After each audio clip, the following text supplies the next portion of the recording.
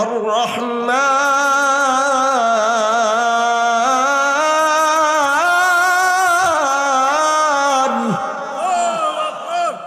আল্লামাল কুরআন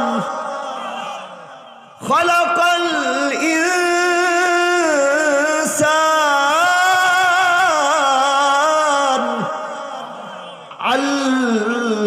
আল্লামাহুল বায়ান।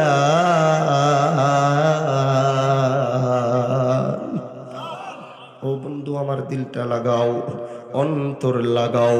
আগেই বলেছি লম্বা কথা আমি বলবো না, সংক্ষিপ্ত কথা বলে বিদায় নিয়ে চলে যাব। এই যে তারা বলল মানির রহমান, আর আল্লাহ বলে আর রহমান।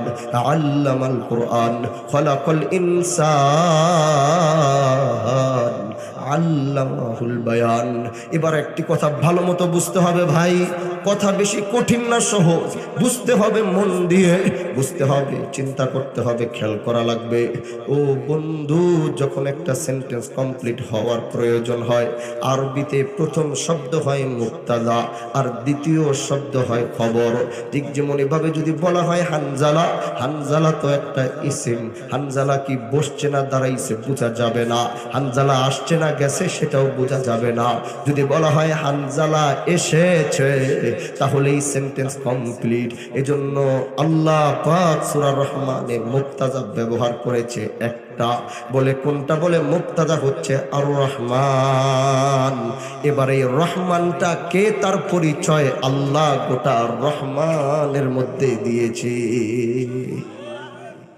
এখানে একটা মেন বিষয়, বুঝার বিষয়, সেটা হচ্ছে আল্লাহ পাক বলছে আর রহমান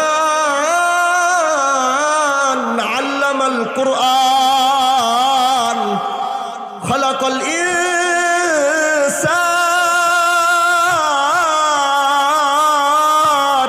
আল্লাহ যে বলছে আর রহমান আল্লামাল কুরআন, মুফাসসিরে কেরাম এই বিষয়টা একটু ভালো মতো নজর দিয়ে বলে আল্লাহ এই সূরার রহমানের মধ্যে আর রহমানের পরে আল্লাহ বলছে আল্লামাল কুরআন, তারপরে বলেছে খলাকাল ইনসান।